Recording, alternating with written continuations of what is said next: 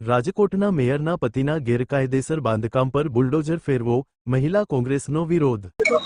આજે અમે મેયરશ્રીને એવી રજૂઆત કરવા આવ્યા છીએ અને કહેવા આવ્યા છીએ કે સત્તામાં બેઠેલા જે રાજકોટના પ્રથમ નાગરિક કહેવાય એને ભ્રષ્ટાચારની માજા મૂકી છે। એમના પતિ દ્વારા ગેરકાયદેસર અને સરકારી જમીનની અંદર જે બાંધકામ કરવામાં આવ્યું છે એની ગયા દિવસોમાં કલેક્ટરે પણ સ્પષ્ટતા કરી છે, છતાં પણ આજ દિન સુધી કોઈ કાર્યવાહી કરવામાં નથી આવી અને નાનામાં નાનો માણસ જો રાજ્યની અંદર કઈ ભૂલ કરે તો એને કડક કાર્યવાહી કરવામાં આવે છે, દંડ લેવામાં આવે છે અને નાના માણસોના આખી વસાહત ઉપર બુલડોઝર ફેરવવામાં આવે છે।